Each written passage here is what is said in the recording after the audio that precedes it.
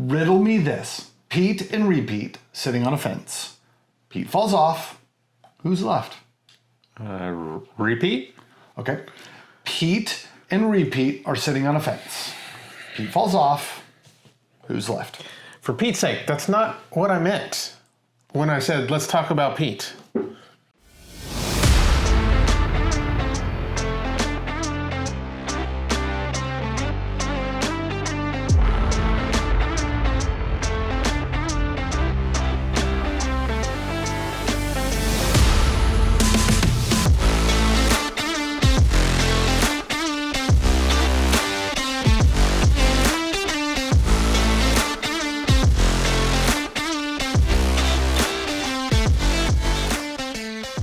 Welcome everybody to this week's episode of TheNobleDram. Gavin and Aaron here for the third part of our Scotch for Starters series. Tonight we go big, bold, and smoky. We're talking peat. So, we're going to cover what is peat, how is it used, why does it make whiskey taste better, all of those wonderful things. But I like how you snuck that in there. But first, my hands are empty. Gavin, would you be so kind as to pour us a delicious peated Scotch? Yes, I would love to pour you a peated Scotch. This bottle hails from the great region of Campbeltown in Scotland. This distillery is not actually Longrow Distillery. It is Springbank Distillery. Oh. So if you know much about Scotch, maybe you don't, because this is, again, Scotch for Starters. So maybe you think you know a lot about Scotch and you don't. Maybe we don't know a lot about Scotch. I was going to say, I think I fall into that. We're going to figure this out together, because that's what we do. What I've learned about whiskey is more than some people know, but way less than other people know. Yes, they're agreed. And I think that's a general rule for everything in life. You can think that you're really good at parenting, and then you see another parent, and you're like, oh man, I like them. That's why we used to watch Jerry Springer. It made you feel better about yourself. There you go. All right. I got to find a page to write some notes on. All right. So this, again, produced by the legendary Springbank Distillery. This is double distilled, unlike the standard Springbank, which is 2.5 times distilled. Wait, how do you half distill something? How do you half anything? I've been half-assing most of my life, so I'm pretty good at it. Exactly, actually. And so is Springbank. That's insulting sounding. I'm just going to say this. Aside from where Gavin feels about you, Springbank, I love you guys. I you didn't guys say are that they great. half-ass things. I just said... You said that's all they do. I heard you. It is what it is. First introduced in, let me get this right, 1973, this expression. Okay, but this is Longrow what? Is there a name for this specific release? I should have said that. No, it's fair. You get excited. You got peat on the brain. Yes. This is the peated. Oh, okay, that makes sense. Longrow peated Campbeltown single malt Scotch. And that's one of their standard releases, if I'm not mistaken. Yes. Okay. For Longrow. There's no age statement, but there are rumors out there that the juice in the bottle is somewhere right around 6 to 8 years. The internet sleuthing told me this. Well, I don't know for sure. So if you do know, let us know. It is matured in ex-bourbon and ex-sherry casks. Right. We are clocking in right at 46% ABV. To do the math, 92 proof. Oh, I thought you were going to have me do the math. I was over here frantically counting my toes.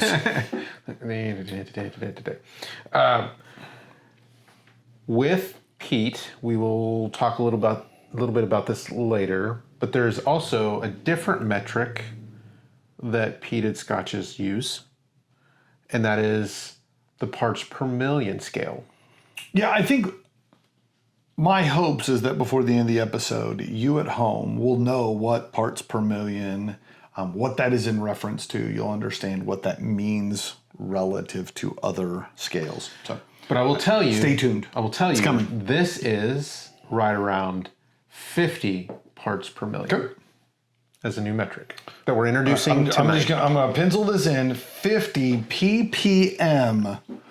Yes. To be determined what the hell that means. Yes, exactly. I mean, some people may not know what ABV means, so let's just be fair about that. Okay. Alcohol by volume. Yes. And if you turn the volume up, it sounds louder. Yes. Those are both true facts. Very, very scientific. Completely and utterly unrelated, but both true facts. That's how we live here. I was having dinner with my wife last night, and I said something that was blatantly true. And she says, what does that have to do with anything? And I just simply said, I'm not wrong. And she sat across the table from me. She just this dumbstruck look. She's like, I can't argue with him. He was right. It just makes no sense in the conversation why he would bring this up. Yep. And I won. I set my fork down and got up and walked away from the table. It never happened before. It was awesome. Instead of a mic drop, a fork drop. I went and told other tables at the restaurant, you'll never believe what just happened to me. And they're like, a legend. This guy's a legend. So that's a little bit about this specific bottle. You want me to go in a little bit of Springbank-ish? Well, yeah, so let's at least explain why you said this is a bottle of Longrow that is made at Springbank. Okay. Because in Scotland, the distiller and the brand are not necessarily the same thing. I shouldn't say this in Scotland. This kind of occurs everywhere. Mm-hmm. That you can have a distillery that owns the name or the license to another brand. Mm-hmm. Quite often, those used to be separate distilleries, but one closes, and so then somebody else buys them in, right? Right. And I believe that's what's happened here, if I'm not mistaken. So I think, excuse me, sorry about that. I think that Longrow Distillery closed down, and I believe Springbank bought the rights to the name, so now they have the full expression of Longrow. But I don't think I don't know if the distillery is still surviving, if it's just the name. Yeah, the way I've always heard the story is that at its heyday, Campbeltown had lots of distilleries. Mm-hmm. And then unfortunately, Prohibition really, really hurt that economy. So it went from dozens and dozens of distilleries in town to just a few. Ultimately, all the way down to 2 at one point. Now they're back up to 3. But as part of that reduction, there were still a bunch of brands that people knew that the distilleries that remained kind of consolidated some of those labels, so to speak. This has happened repeatedly through the bourbon world, right? If you go back and look at bourbons, it's amazing to me how distilleries still have names of a brand that's now made at a different distillery. And at that building, they now make a different brand. I mean, that kind of, I won't say incestuous, but although somewhat incestuous kind of monopolizing and consuming each other's labels and stuff like it happens on all sorts of products. I love when brands resurrect old labels and old names. I think that is very fun and unique. It's paying homage not initially, but I would say just entirely. It's paying homage to a brand that may have been lost or fallen, right? So it's fun. Kind of brings in a legacy that is no more, or that people talk about, and now they get to kind of engage with it again, which is so fun. So, all right. So I think it's important if we're going to have an episode about peat, and it's for people who don't know a lot about Scotch. The first thing we should do, and I know this is a horrible cliche because you're not supposed to do this in presentations, but you should just start with the definition. Yeah, it's the worst way, but I don't know how better to explain. So if we're going to talk about peat, can you explain to everyone, perhaps myself included, what is peat? All right, let's go. It's not the guy that works at the distillery. No, it is not. Although we should have tried to find a peat that works at the distillery. That would have been fun. I actually looked down through my list of like whiskey drinking buddies, and I didn't have a Pete. Or we would have had a guest on for tonight's episode. We'd had Pete sitting here. I have no idea what's going on. I have an Uncle Pete. Sorry, Uncle Pete. Oh, if sorry. I had known, you'd have been here. Sorry, Uncle Pete. Uncle Pete. So what is peat? Peat is essentially a decomposed vegetation that has been compressed over many years. Think of it as like grass, hay, all kinds of stuff that would just be out in a random field in Scotland or in the United States. Yep. I mean, it's not grass clippings. Not grass clippings. But not too dissimilar from grass clippings. Right. I mean, think dinosaur bones and all of those fun things, right? I don't know about dinosaur bones. Is there dinosaur bones in peat? You could probably find dinosaur bones. I mean, think about. I don't know about that. Something. You're tainting the taste of my whiskey now that I think there's dinosaur bones in there. Think about just random things that die out in the field. I mean, they're going to be. You're not selling this for compressed into your peat bogs. So essentially, it's just vegetation that has been compressed over years and millennium and all of those things. Right. And it just creates... and then we dig it up and use it. This muddy-ish kind of compressed earth. Something unique about peat, and we may get into it a little bit more in depth, is it's also location-specific. So I'll just tear this page right out of my book.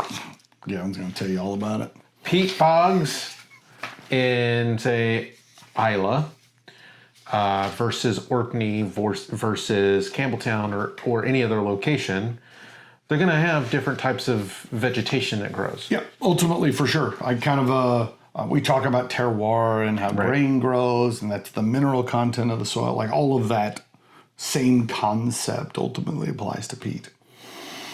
All right, so that's peat. A peat. It tells us nothing about how it gets into the glass. Yeah.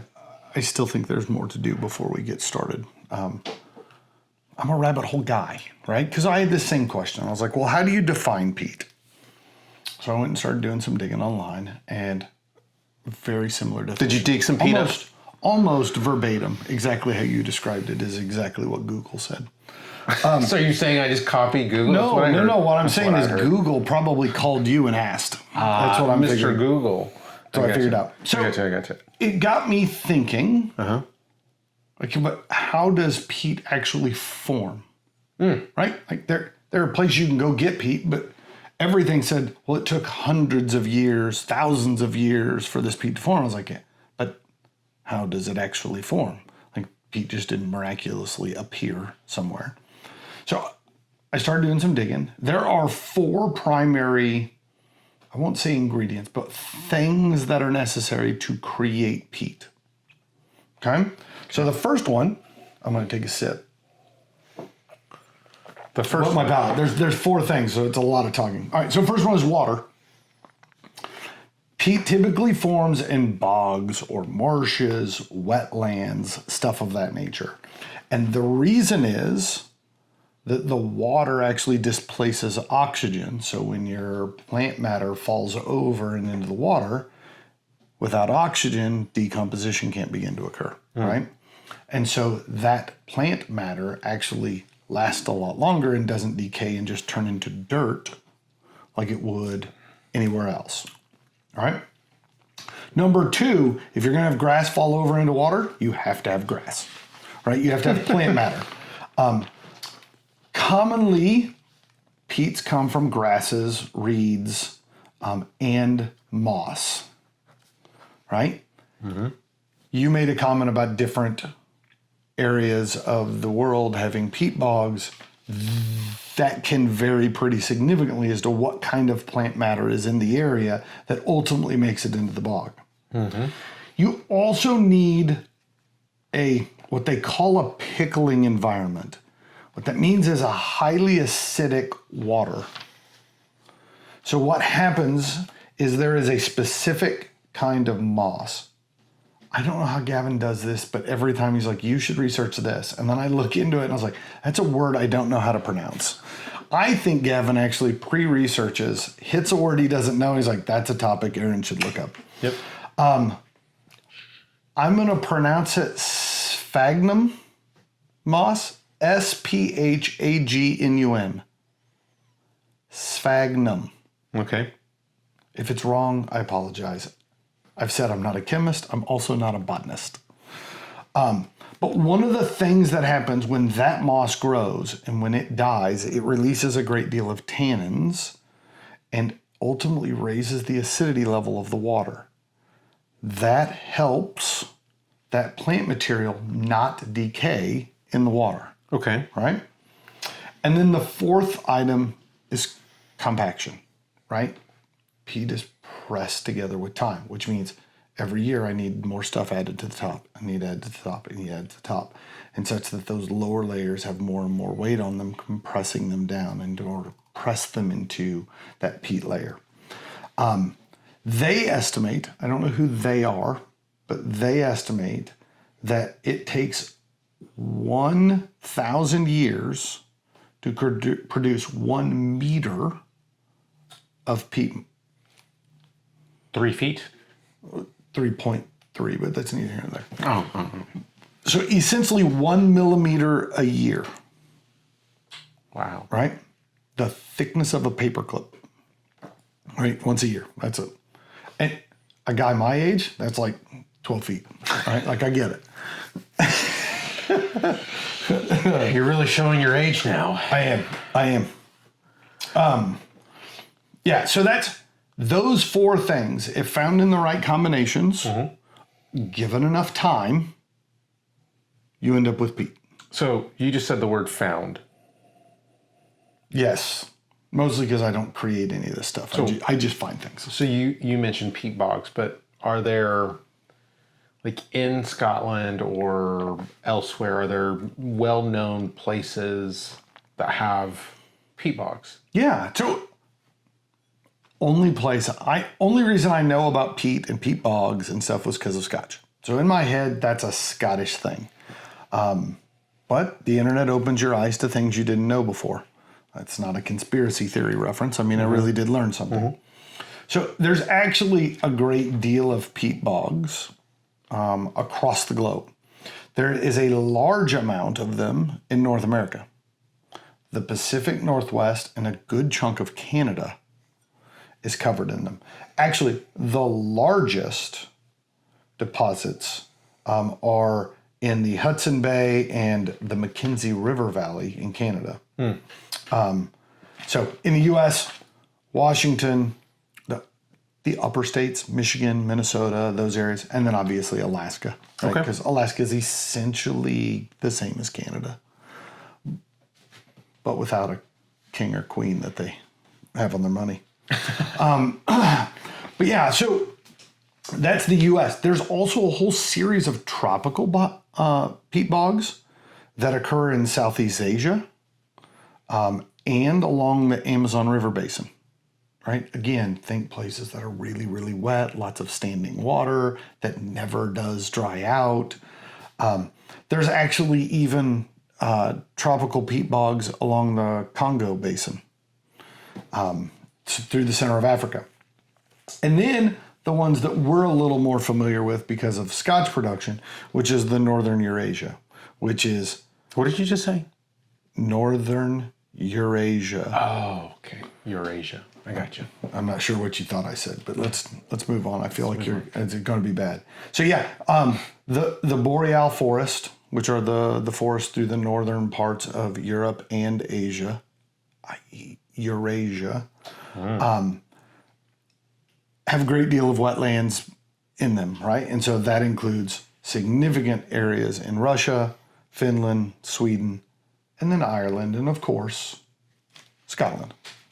So yeah, there's actually peat bogs all over the planet. I had no idea. I guess in my head, I've only ever really heard or thought about one country really when it comes to peat bogs. I have heard of distilleries that use Pacific Northwest, U.S., Washington, like that kind of area, that are peated whiskeys that they're using local sourced peat. I don't know exactly where in that area. So I knew there was some here in the U.S., but in my head, it was like, oh, just little bits, because you never hear about it, right? Must be huge peat bogs in Scotland and just little teeny peat bogs everywhere else. Yeah, no, maybe. Scotland's actually really small from a size standpoint of peat bogs. Well, I mean, just Scotland's pretty small just in general when you look at it compared to, say, the state of Texas.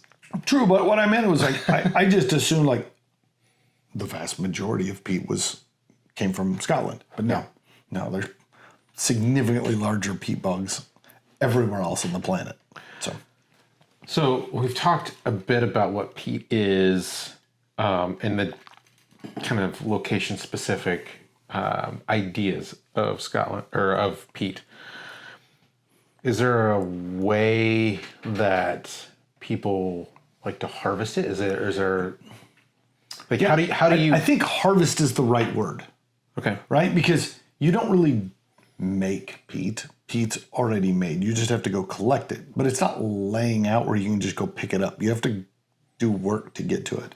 So we talked about water and vegetation gets piled up over years and years, and then the bottom layers actually get compressed enough to be what we would classify as peat. So one of the first things you got to do is you got to take all that top stuff off, right? So all the spoil. All of the, yeah, right. If you're into strip mining, you know these terms. I'm still relatively new. No, so you go remove essentially topsoil, right? And kind of drain out a section so you can get to it. And then once you've dug down to a certain level, like the earth material changes, right? It becomes more dense, more firm.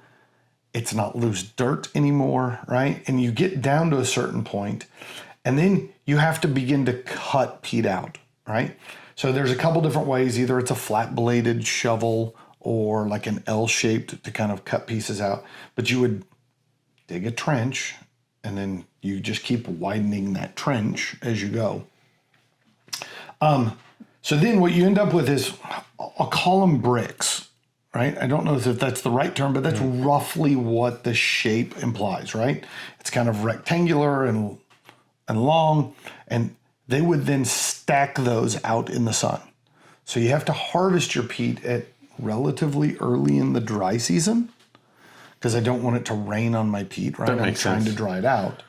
When is the dry season in Scotland? It's like 7 days, and they're not back to back. It's seven one single days. Those are the dry season. No, I mean, it's obviously summer months, right? Where you can get out there.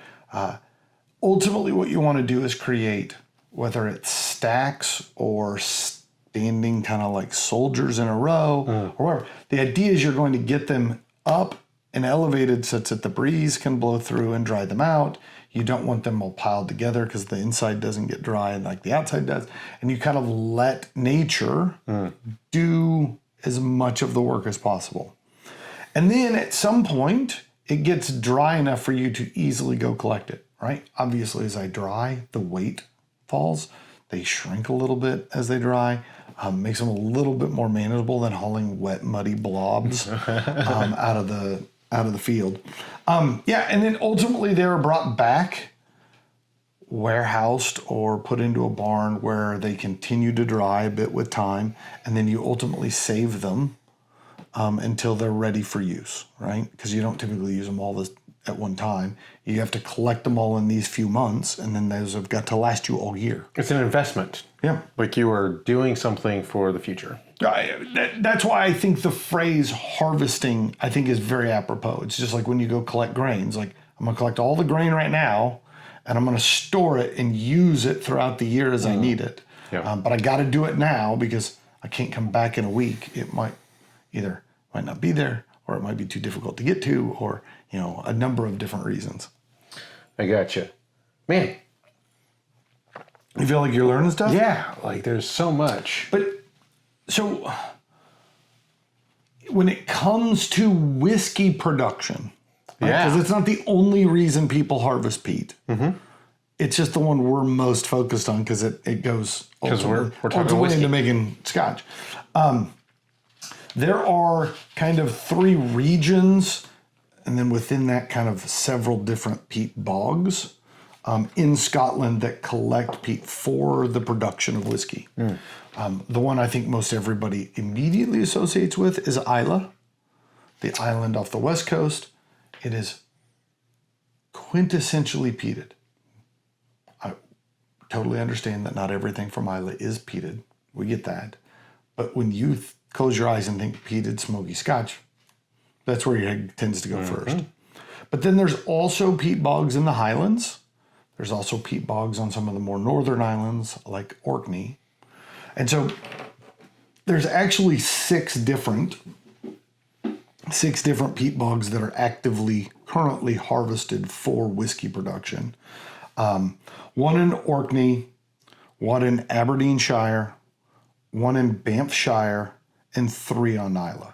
So again, you can see why Islay tends to be the thing that everybody thinks of. So that's how the circle of rainwater run. No, I'm teasing. The circle of life happens. It's in a very, very funny way. We are taking plant matter from the field, using 1,000-year-old plant matter to make whiskey, and when we're done, the spent water from the production goes back to water the fields, and the grains go back to revitalize the soil, whether that's you run it through a cow first or not. But yes, I kind of made a joke about the cycle, right? Like all this stuff that goes into whiskey production, all the waste from whiskey production ultimately goes back in to start the next batch. And it's not necessarily the next batch. It might be a batch 1,000 years from now. What I absolutely love is essentially I'm drinking my vegetables. Yeah. It's salad. Kind of. It's salad. It's Is that salad? what you're claiming? It's a mixed greens. Yeah, this is. I don't know about that. I mean, that's what I like to tell my doctor is like, bourbon. I drink my corn. Just so we're on the same page. I know we all call corn a vegetable. It's a starch. Yeah, pish posh. Pish posh. Same thing with potatoes. Like it's essentially just a round ball of bread. But it's so delicious. It's true. It's true. There's very little things that I wouldn't put on bread that I also wouldn't put on a potato. So I get it. Fair. Good point. All right. So thank you for giving us a tour of peat. It was a condensed history, if you will. Yeah, I like it. It's better than condensed milk for sure. All right. Can we get back to what's in the glass a little bit? Yeah. All right. Are you ready to talk sips, savors? Nope. Did it wrong. Sniff, There you go. sips, and savors. We're going to get t-shirts with that on it just so we can remember what it is. I need a banner hanging on the wall of the camera. So I know you've given us quite a bit of conversation, but sorry, it's my bottle. I want to know what you're getting on the nose. You're doing really good asking questions there. I appreciate it. So yeah, do what I can. I mean, I'll be honest. The peat smoke wasn't as pronounced on the nose as I was expecting it to be. I think this is actually softened a little bit. I'm sure a thing we'll talk a little bit more in the second half is kind of how smoke and peat interacts with whiskey. And one of the things that does tend to happen is the longer it sits in the barrel, the more the barrel kind of absorbs some of that flavor. Mm-hmm. And so part of me wonders is an age at 8 years, 6 to 8 years, like where does that put this? Because this isn't really peaty. So is this didn't put as much peat in to begin with? Or is this we put the normal amount in and this got absorbed by the barrel? I will say though, you said ex-bourbon and ex-sherry barrels. I get much more bourbon notes. The vanillas, the honeys, that kind of stuff. I don't tend to get on the nose. I don't tend to get a lot of what I expect in sherry flavors. Okay. So yeah, to me, smell real faint, light smoke, not overpowering, There's a soft honey and vanilla kind of note to the nose. Very similar to what I got. I think there's also, I would add like a creaminess to it on the nose, almost like a vanilla custardy or a cupcake. It tastes desserty. Yeah, there's something there on the nose that just, maybe it's that ex-bourbon that's really coming out. And those, like you said, those vanillas. I think there is a slight, almost like leather note. Like the smoke or the peatiness of what you would typically think of like a really peaty Islay Scotch. Like I don't get that smoke like you were mentioning. It's almost like being next to a campfire, but you're like 20 feet away from the campfire. Like you still get some of it. See, like slightly upwind of the campfire. Yeah. Like it's there, but it's not really in your face. You're not right? 3 feet from it. You're 20 feet, so you're getting a little bit of it. Do you think that the palate continued in that direction? No, so partly yes, partly no. I think the sweet honey vanilla kind of thing carried into the nose, or from the nose into the palate. The peat and smoke side almost disappears while it's on the palate. Right across the tongue, I got a little bit of like a kind of faint saline. I mean, just ever so slight. And then at the end of the sip, you remember green raisins? Not the red ones. Mm-hmm. It used to be the green, like they took green grapes and made them into raisins. I get that at the very end. Oh. Kind of golden. I think they called them golden raisins when I was a kid. Yeah, okay. I get that on the palate towards the end. Okay. But it leans into the sweet and leans away from the smoke. I would disagree a little bit. I think I agree with your sweetness, but I think it kind of takes on a new venture of, I got a lot more of the smoky toasted flavors on the palate. Maybe I don't know, like a toasted, I think we mentioned it on the episode that we had with Big Chief with the whiskey trip, almost like a toasted graham cracker, almost kind of flavor. Like there's something toasted, but has a graininess to it that I felt like I got on the palate. And then there's a bit of almost like a wet hay or a damp hay that I felt like on the palate I got. Yeah, I think what we ultimately need to do is have a conversation where we define where does the palate stop and the finish start. Because we keep having these questions over flavors, and I'm like, yeah, that to me that was a finish flavor and not a palate flavor. Right? And it may just be where I feel like, oh, that was the end of the sip and this is the beginning of the finish. On the finish, I think the smoke shows back up. Smoke show. I caught it. I get a bit of that toasted oak char kind of thing. And I get that honey nut Cheerio kind of maltiness that shows up on the finish. So I think that honey sweetness still carries in, but I think it kind of had smoke at the beginning and it dipped on the palate and then it came back.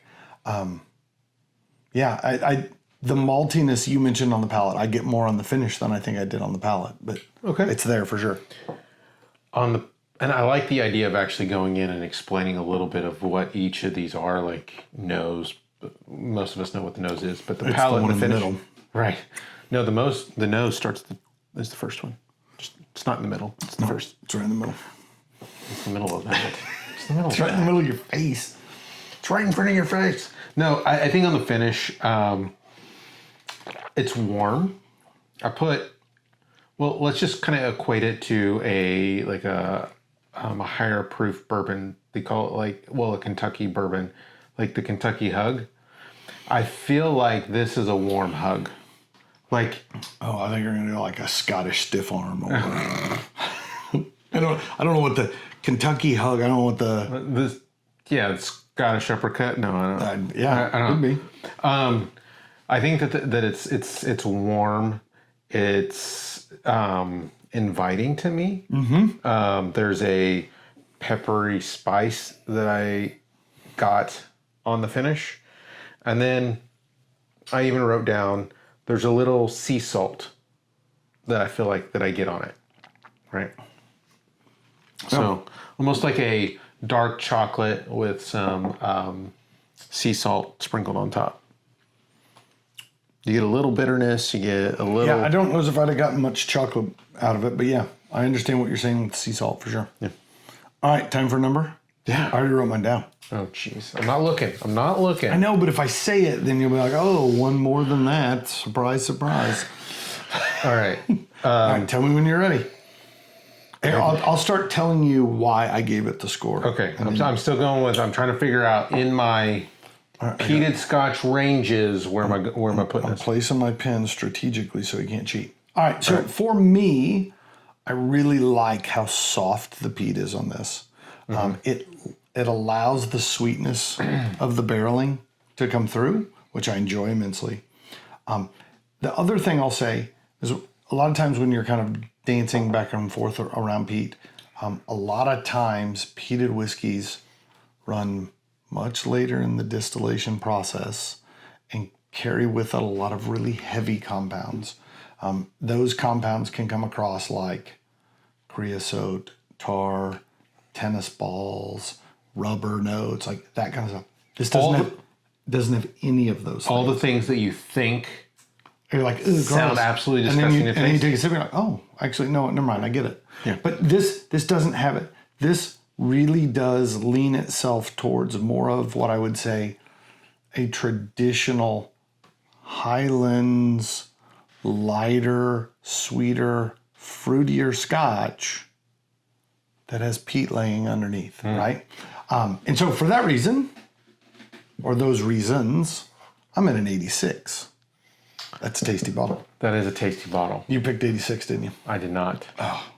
You had that look in your eyes like we had connected. We almost. You went 87. I did not, actually. Good Lord, I'm all over the place. You are. You could not even guess it. I'm at an 85. You won out on this one, on the 86 number.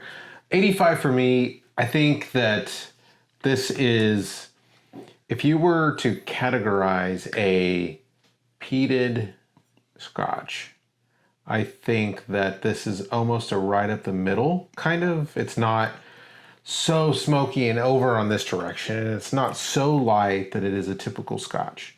So I think it is something that is,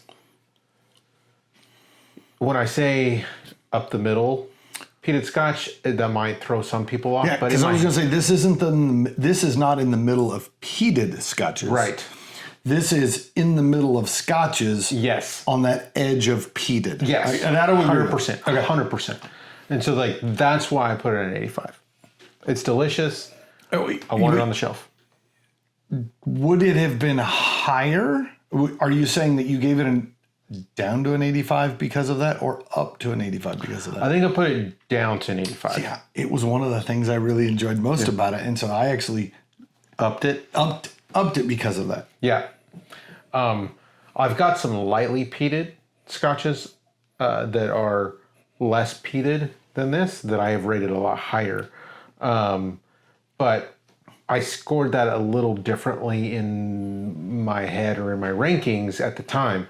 I think leveling out and having a base level of just Scotch in general, that's kind of where I'm hitting on this one. Yeah. Yeah, if you've been unsure about peat and you don't want to accidentally get run over by the peat truck, this is a good one to start with. 100%. Yeah. I agree. I appreciate you bringing that bottle over today. Absolutely. It's an absolute treat. All right. 85, 86, Longrow's peated release. Stick with us and we'll drink another one. It has come to our attention that not all of you have yet connected with the TheNobleDram. So first, click that subscribe button down below so you don't miss a single minute of the TheNobleDram shenanigans. Also, if you enjoy what you see, click that like button, help guide our conversations. And lastly, leave us a comment so we can connect directly with you. Remember, the dram becomes noble when you share it with your friends. As much as I have loved this pour, I did love that pour. I did love it. I did too. It was great. I know what you're going to ask. Need another pour. I know what you're going to ask. Can you, Mr. Aaron, give us another pour? Absolutely. All right. So for pour number 2, I think when we were given the task, And that's not like pour number 2. Oh. It is pour number 2. Yeah, that's fair. I knew when we said we should do a peated episode, Gavin was going to go non-Islay because Gavin likes to be atypical, if you will. So I said, I need to go Islay, but I also like to go atypical. So tonight we are pouring Caol 12-year. That's a good size Gavin pour. It is. That's how I like it. You're not sleeping on the couch tonight. All right. This one clocks in at 43% ABV for the non-Brits. That's 86 proof. As I said, 12-year ex-American oak casks. Okay. So, the assumption here, bourbon does not actually say bourbon, just says American oak, but I think we all understand what that means. So, the Caol Distillery is the workhorse of Islay, Oh, really? even though That's a bold statement. it is probably one of the rarer single malts to find on a shelf. And here's why. So, they didn't begin releasing a single malt until 2002, although the distillery began production in 1846. Holy smokes. So it's a lot of years of making whiskey for blending purposes. They were purchased by Diageo back in 1990. We've talked about Diageo before when we were talking classic malts. Massive company. These guys have twice the production capacity of any other distillery on Islay. At just over 6.5 million liters per year. So it's a lot. Caol Ila, in Gaelic we like to do this. Caol Ila means the sound of Islay. Beautiful name. That Beautiful is name. a gorgeous Yeah. name. Almost all of what they produce goes into blends. Somewhere in the neighborhood, about 95% of what they make goes into blends. So a very small amount makes it into single malts. Where you, the average layman at home, is a Scotch for starters. It's not an insult. Those who don't know a lot of this. I don't know. That sounded very insulting. You've probably had Caol Ila whiskey and didn't know it. Ooh. Caol Ila is the peated home of Johnny Walker. So if you've ever had Johnny Walker blended Scotch, all of the smoky, peaty notes that show up in that Scotch, that's Caol Ila. So both owned by the same company. If memory serves me correct, wasn't it the Glen Kinchy that was also a part of? Correct. There are 4 homes of Johnny Walker, I believe, if my memory serves right. All right. When you get there, there's the golden Johnny Walker statue out front. That those make up the core samplings. There are a whole slew of others that ultimately get blended in, right? That in their blending process. However, those 4 are the ones that get to claim the home of Johnny Walker. Home of Johnny So Walker. this is the Islay home of Johnny Walker. Oh, that's fun. Caol Ila 12-year single malt. So, while I'm going to get this right this time, sniff, sip, and savor. Aye. Ooh, right off the bat, I like the smell of this one. All right. We talked a lot in the first half about where peat comes from. On the second half, what I'd really like to delve into a little more is like, well, how does that actually get used in making whiskey? How does that become what we get in the glass. Uh-huh. And then I want to talk about why do we like peat? Why do we not like peat? Right? Like, I want to use the end of the episode today as a guide for those who are trying to figure out their way into or around the peat out there. So let's start though with, we talked about how you go out and you find peat and it's been made and you've harvested the peat and you've brought it back. What do people normally do with peat? So for peat, it's a bit of misconception of when it comes to whiskey. We're going to talk a little bit about the original uses of peat, but I want to first and foremost start by saying that I think there's some misconception on peat when it comes to whiskey, and that peat is actually not an ingredient in whiskey. Correct. So let's just kind of throw that out the window. It's not an ingredient. It is a happenstance by which the malting process, which we'll dive into that here in a minute, and we've talked a little bit about it. Go back to our malt episode of Scotch for Starters, which is number 1 in Scotch for Starters. And this should be, like, now that you say this, like it reminds me of things we've talked about previously.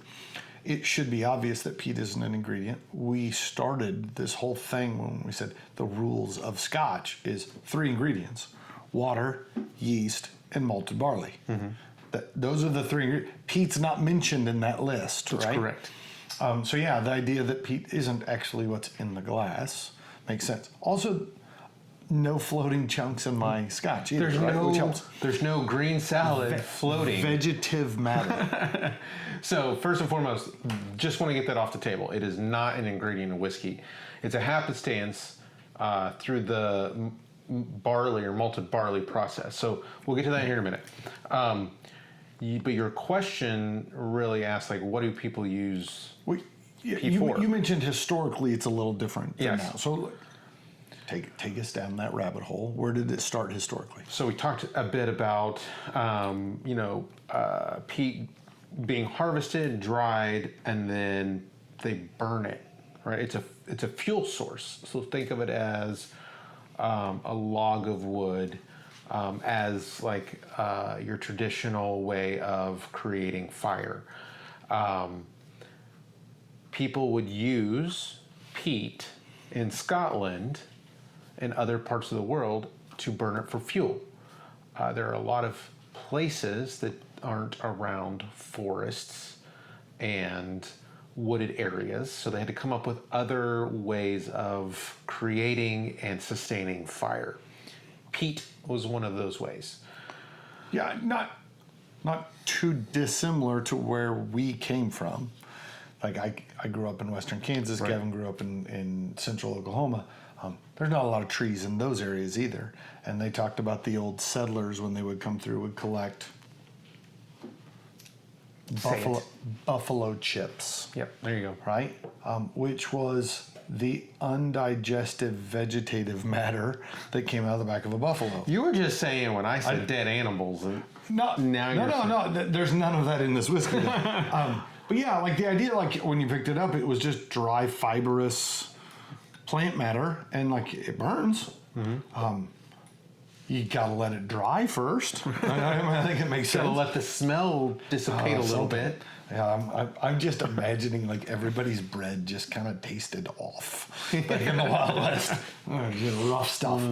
But yeah, it makes perfect sense. But ultimately, when it comes to drinking whiskey, they're not just using peat to heat the office space. That's right. That they make whiskey. That's not how this came to taste like this. So go back and let's focus a little more on where does it find its way into whiskey, not in the glass, but in whiskey production. I gotcha. Okay, so let's talk and start with the barley and germination, right? So Go watch the malt episode. Yeah, go watch the malt. We talked a lot about it. 100%.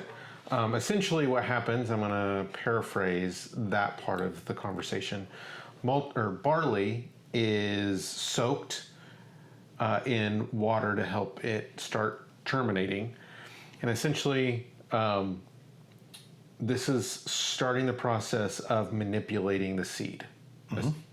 We talked a bit about that. Starches become sugars. Yes. Sugars become whiskey. We start activating the enzymes to become sugars.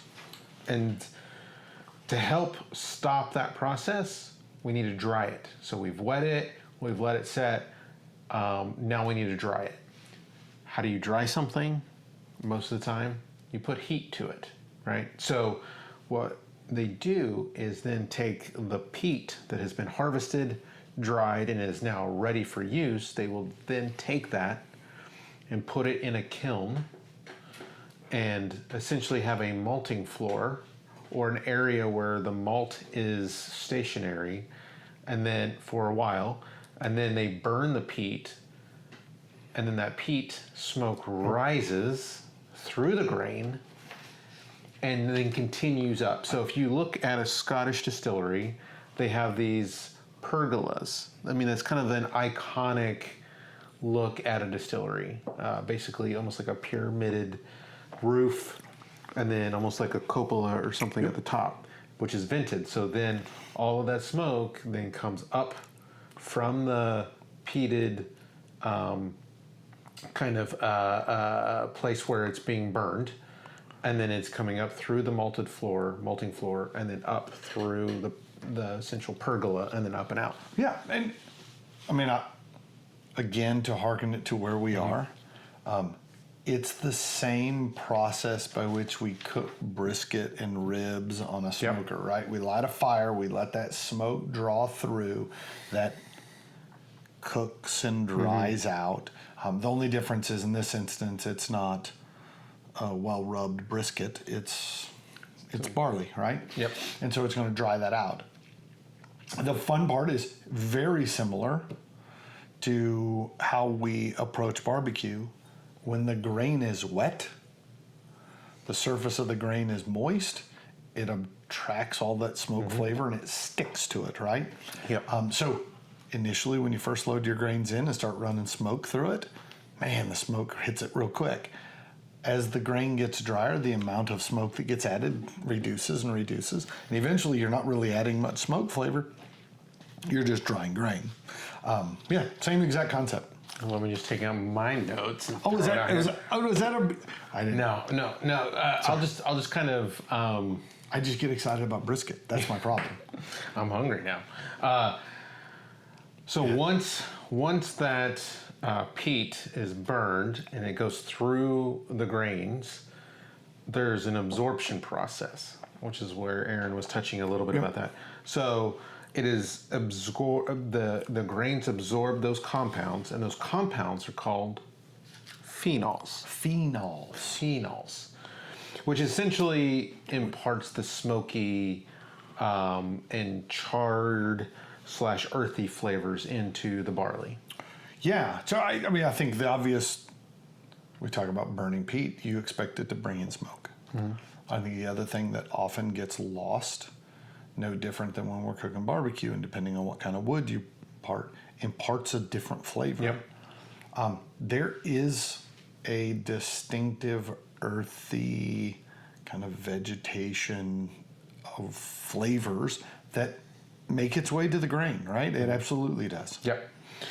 So your original question is kind of how does it impart in the whiskey process? So we talked about kind of the germination, how we pause that so that the grain doesn't start growing growies on them, right? So that's why we dry it. In the whiskey production process, the barley is milled, mashed, fermented, distilled, and then matured. And those phenols survive that whole process. Yeah. It's really impressive how, when we talk about like 50 parts per million is not a lot of something, right? And that you can crush it, ferment it, distill it, then distill it again. if you're spring barrelling another half time, however that it goes, right? And then put it in a barrel and come back years later and it's still in there. Like that is impressive how pungent that can be. It's also one of the things that when you sit down and take a look at a parts per million reference on a bottle, I will warn you, those don't always translate like you think they would. Depending on how they run the still, depending on how late they run the still, depending on how long it's been in the barrel, how new the barrel is, how much does the barrel absorb, all of that ultimately changes that the parts per million that go in isn't necessarily the same parts per million that comes out. I've had some whiskeys that claim to be very heavily peated, and then you drink it and you're like, it doesn't drink like a heavily peated Scotch. Right. Not all that peat has made it to the end. I've had other ones that claim to be relatively low peat, and you're like, well, it's got a lot to it, right? Like the way in which they went through production, the way it was matured, didn't cut it down as bad. So I'll say it's one of the problems that like there is no secret code to know exactly what you're getting on a bottle. I guess you're just gonna have to drink it and find out. So one thing I'd like to say before we put a pin in this part of it is, again, peat is not added to whiskey. It is actually before whiskey even started. It is the very beginning of a peated whiskey's life, right? Yeah, it's really early in the process. I'm just from the sheer number of steps, from the sheer time frame, right? Like it lives in the barrel for years and years and years, and from the moment they start the malting process to the moment it runs off the still is only a week and a half, right? Like it's not, like that part is really condensed. They do a lot of stuff that first week and a half, and then don't do a ton for a long time. Years and years and years and years. So we talked a little bit at the beginning, the plant life material that makes up your peat changes the way the peat comes out, right? What's in the peat changes the taste of its smoke. How wet the peat is when you light it on fire changes how much smoke, changes how hot it burns, all of that. How wet the grain is when it goes in, how long is the grain exposed to the smoke, all of that goes into it. What kind of barrel does it go in? How long was it in the barrel? All of that changes how the peat comes out at the end. So where I kind of want to move into here is let's talk about peats that we like, peats that we think are maybe a little harsh. What are some of the things that typically gets associated with peated scotches that might change people's perception of peated scotches, right? Because you talked earlier, mentioned that was 50 parts per million.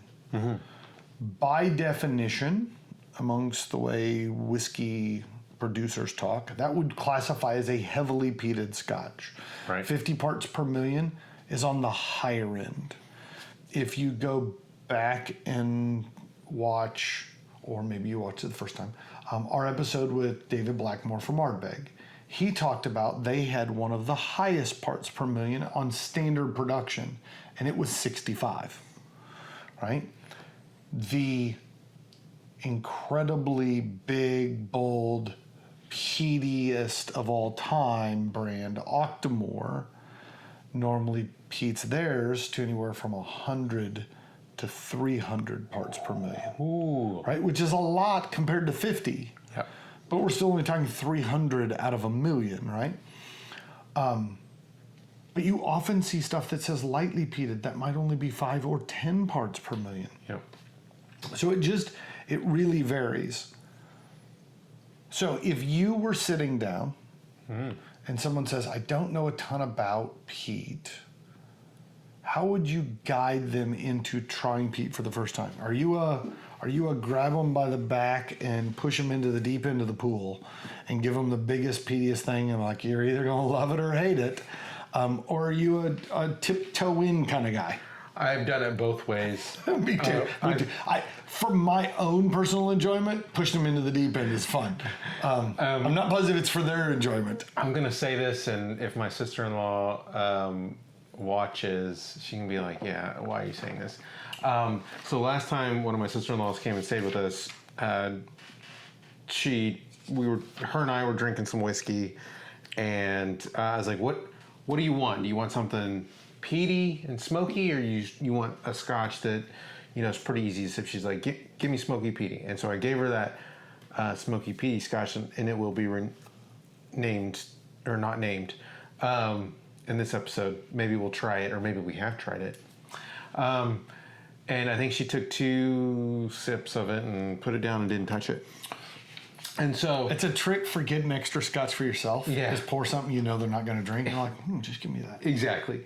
So I felt like, man, maybe I shouldn't have gone to the deep end for somebody or people that I want to enjoy this. Maybe I should start something a little less harsh and kind of navigate that avenue with them, and start them, because let's just say most episodes we have a pre-pour to kind of help get our palates going. Sometimes we don't. Like tonight we did not. We went straight into a peated Scotch. Yeah, and we didn't really discuss why, but I think part of my mindset for saying no, let's not, is just because you drink another peated Scotch doesn't mean it's like the peated Scotch you're going to have, right? Right. Like that turn into peat can go in a bunch of different directions. And so just in the 2 bottles we have, there's a distinctly different peat, right? I think if we switch the order, I don't know as if we give the same scores when it's all said and done, right?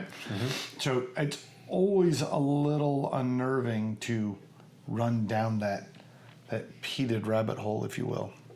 Yeah, and I think when you were talking about the scores, it all depends also, we've talked about it a bunch, kind of what your mood is.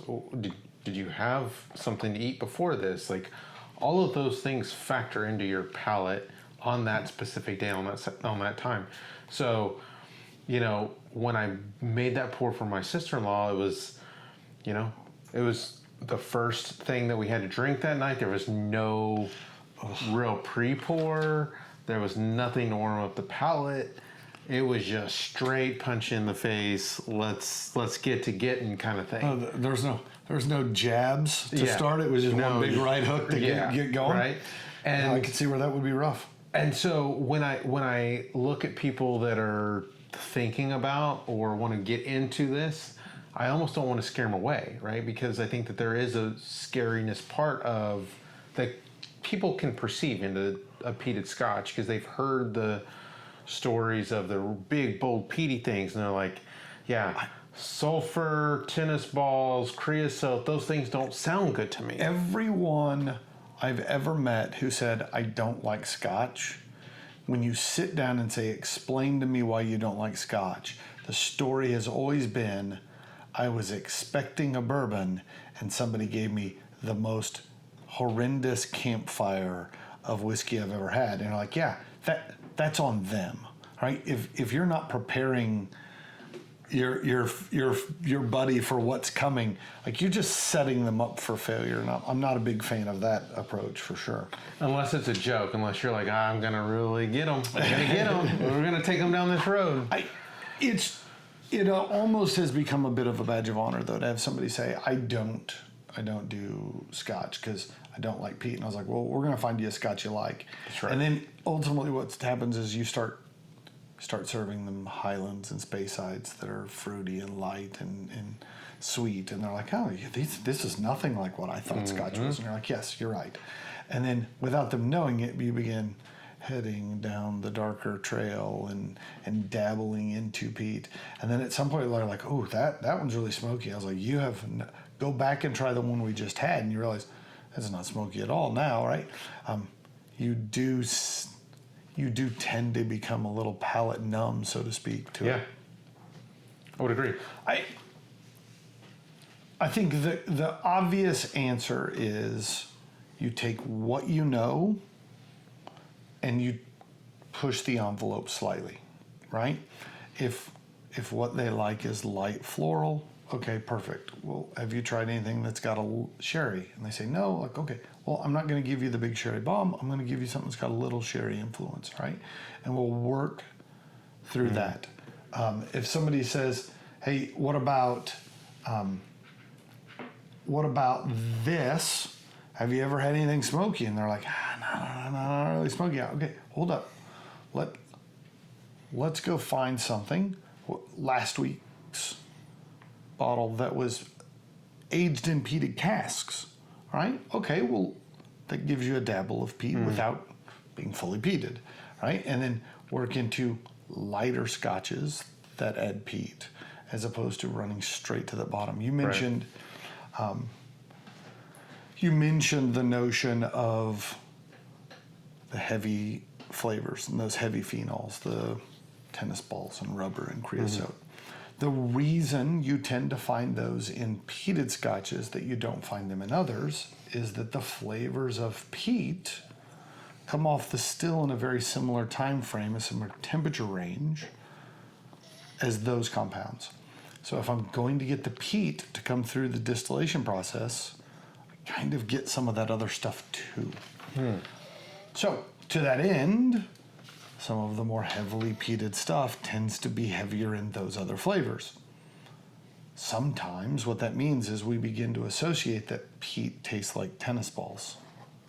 And I'd make the argument peat doesn't taste like tennis balls, but it's hard to get the peat flavor without getting the tennis ball flavor.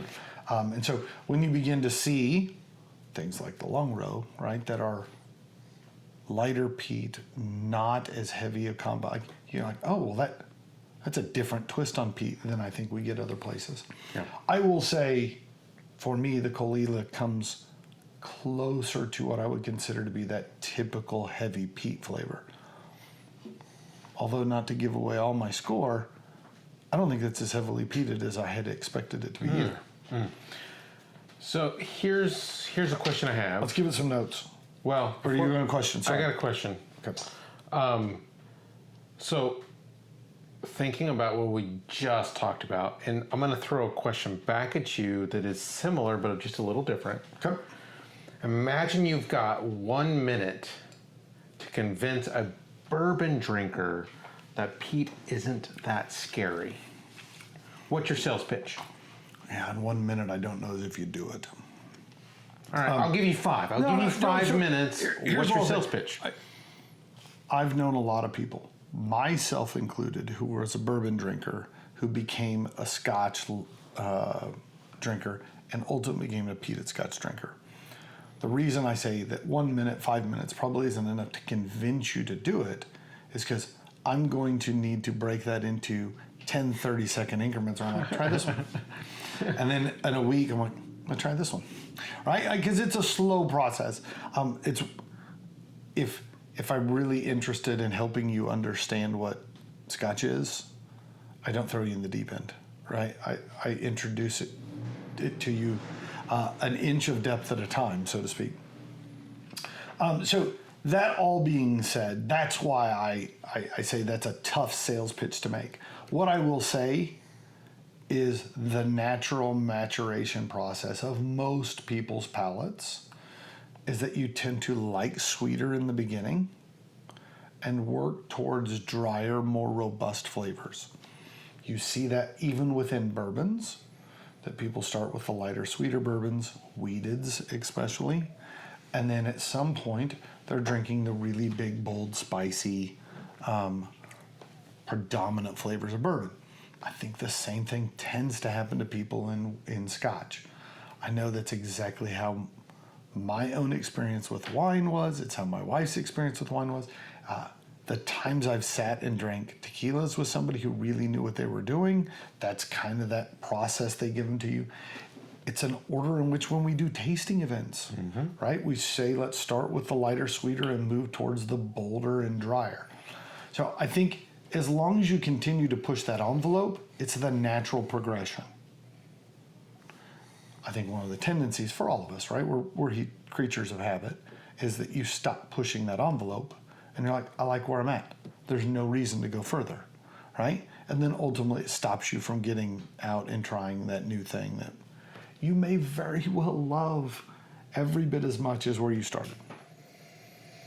There it was. Did somebody check the time? I felt like 5 minutes and he didn't even answer the question. No. I just gave the pitch at home. There's like 12 more Peated Scotch drinkers online right now. They're like, wow, I'll give it a shot. Aaron's good.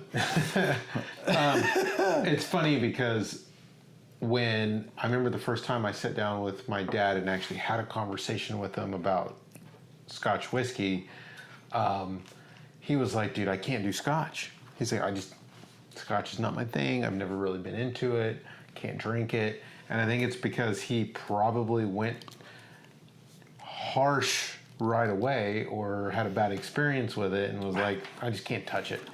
And that's probably why he really liked the lighter things. It would be nice for the layman if on the back of the label there was a little bar that went from green to red and it warned you how... to let you know what you were about to get into, because quite often there's very little on the outside of the label that actually tells you what you're getting into. This is what we need to do. So for those out there that like the show Hot Ones, where they have the Scoville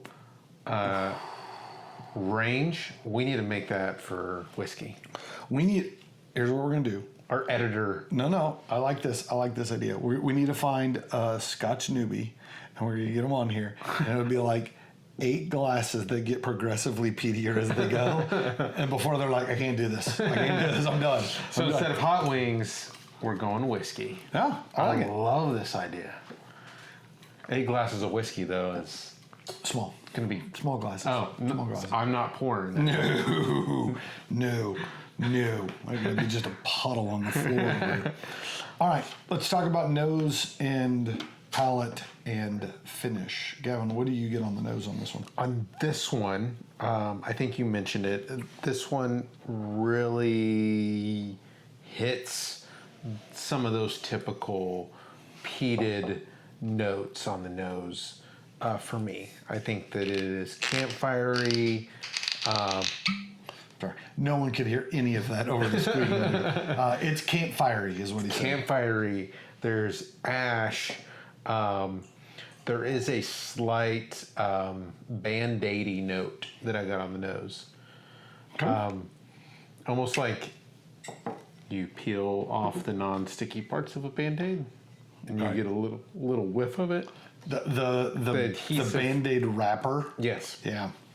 There's a bit of that. I also put that there is a grassy, wet, damp hay again. Yep. And then I think there is a briny sea salty that also comes out in this on the nose. Yeah, I think the only thing I would add, and it's ironically probably one of the bigger flavors I picked up in, is I get citrus.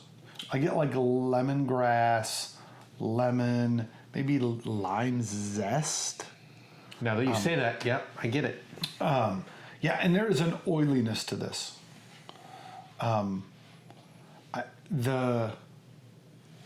There were a couple things you mentioned, like, okay, kind of there. I actually thought this was a little less peaty than I shouldn't say that. I don't think the peat was less than I thought. I didn't get the sulfury rubber, tar, creosote. I didn't get any of that on the nose that I kind of expected to get. This is a more well-rounded, softer edged peat on the nose to me. Now, this is what happens, right? Like you mentioned 6 things in the tasting that I've already written down for the palate. So go on and tell everybody what I'm going to get on the finish, because you think you get it on the palate. So I kind of reversed a little bit. On the nose, I didn't really get the citrusy until you said it. It was on the palate that I got almost like a lime zest on it. Mm-hmm. I think that as somebody that loves to barbecue, and every Monday is barbecue night in my house. That's not true. You grill on Mondays. I grill. That's not barbecue. Well, we can start a whole nother hour-long discussion on this. No, I grill every Monday. If you're cooking at over 300 degrees, that's grilling. That is not barbecue. All right. We're not going to get into that banter right now. A new show, maybe. I don't. The last thing I need is another adventure. 12 hours a week researching barbecue stuff. I do think that That sounds delicious, though. I think that there's a bit of barbecue smoke. Honey, ash, vanilla come out in this on the palate for me. Yeah. Here's where I got a little bit more of the sea salt, seaweed kind of thing going on. It almost reminds me a little bit of the green seaweed paper, whatever that they wrap around the sushi roll. Yeah, a little bit of that. I get this hint of acidity that I'd almost say is pickled ginger-esque. It didn't pickle me for sure. No, but the funny thing is, I actually think the palate is sweeter than the nose. Like I picked up more of the honey, caramel sweetiness that kind of showed up. Does it stay where you expected on the finish? Yeah, I think for me, I think it's got the smoke. It's got a sweet smoke, I guess I should say. Maybe a medium to long. It's not long to me, but I think that it ventures, and maybe this is a whole different scale we need to have on quick to medium to long finish. This is kind of just off of a medium for me on the finish. I think it lingers a little bit, but then it dissipates. I will say, I think there's a lot of stuff going on the finish. I get lime, I get smoke, I get the peat. There's hints at those darker notes, right? Not bold, but hints at it. But all of those, I say, will dissipate fairly reasonably, right? In that kind of medium to medium short range. Yeah. But the peat itself lingers for quite some time. Like it really does kind of level out. It never gets to zero. It hums. There's peat there. I get just a low level kind of smokiness. Like if you've ever gone and eaten barbecue and then like 2 hours later done something and realized my hands still smell like smoke. I hadn't even noticed it until I did something, and now I can smell it again. To me, that's where that comes in. As somebody we both have beards. When you're out next to the grill, right? And then 2 hours later, you're like, I can still smell that smoke. We've all been somewhere and you sat around a campfire or somebody had a smoker going. You didn't realize quite how close you had stood to the smoker, because when you were there, you noticed it, but you didn't. And then you get up the next morning and go to pick up your laundry basket or whatever, and you're like, oh my God. I just reeks this morning. I've had a chance to reset, and now I realize quite how far off I was. I love that, though. There's something about the smell of cigars on your clothes the next day. I can't argue. And the beard, I mean, when I have cigar night, right, my wife's like, straight to the shower. I'm like, what? You don't like it? And she's like, no, go. And I wake up in the next morning, if I don't shower, before I go to bed, and it's like, I smell it and I love it. There's something about that stale cigar smoke or pipe smoke. I get you. Great. I get you. You're preaching to the choir, as they say. All right. Give this one a number, Gavin. This one for me came in just a tad bit higher. I think that this deserves an 87. It's a fair score. It is more along, if we were to track it along a overall Scotch realm and not just a peated Scotch, I think this squeaks out just above the Longrow in the idea in your head of what Scotch, a peated Scotch should taste like. Yeah, I think this comes closer to aligning with what I would say quintessential peated Scotch is, right? I'll say, first, I'm giving this one an 85. A solid score. I think it's really tasty. I actually gave it down one tick from the Longrow because I liked the fact that the Longrow was atypical, right? It is a fun twist. The one fun part for me has been in exploring the various distilleries around Islay is getting to a point where without knowing the label, I can recognize the distillery based upon their peat profile, where do they make their cuts, how much sulfury notes do you get and not get. Where their phenols lie. Yeah, each one of them kind of has its own little signature, so to speak. Ironically, this isn't the most robust and bold and crazy Islay. But that may actually be what makes it so tasty, right? So yeah, if you were saying, I've tried a couple peated Scotches and I'm interested in them, but I don't know exactly what I like Caol Islay feels like a good launching point for the rest of Islay.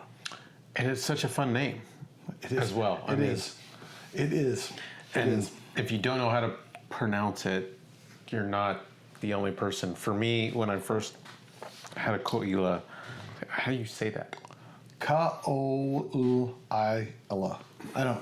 Yeah, I'll be honest. Every distillery I've ever visited, I was like, oh, been screwing that up for a long time. Yeah, it's one of my favorite things to correct him on is how to pronounce things. If you haven't noticed, I think it's why he gives me the hard words to say. It's really unfair. It's like long row versus Caol Islay. See, it could be Longrow. It could. Yeah. Well, if we're wrong, let us know. I want him to hear about it. All right. So, third installment. We've been debating a fourth. Or fifth or sixth. Who knows? The truth of the matter is what we really had intended to be very cursory level ended up being very introductory, but still quite deep. So, I don't know as if the original intent of this series has been met. The original intent was, my wife said, I don't know anything about Scotch. I wish you would make an episode that I could understand. And I think we absolutely destroyed that. And not in a good way. An unrecognizable intent. What I don't know is if she's watched any of these. Well, she hasn't commented on it yet, so I'm assuming no. But yeah, no, this has been a lot of fun. I think for me, one of the struggles that you always have is it's very easy to get lost in the weeds and down the rabbit hole and too focused on minutia. And it's kind of fun to take a step back and look at it in a very broad sense and in a wider range. And so for that, I thank you all for coming with us on this. This has been a lot of fun. So until next week, cheers. And Slanjava. We want to thank you, our noble listener, for joining us. We believe each whiskey has a story, and so do you. So give us your thoughts by leaving a comment. And if you have a whiskey you'd like to see us share, let us know. You don't want to miss a single episode, so subscribe to our YouTube channel. And make sure to like and follow us on Facebook, Instagram, and TikTok to stay up to date on the Noble Dram. And if you find watching us difficult, you can always listen to each episode on Apple Podcasts and Spotify. As always, be noble and enjoy your dram responsibly.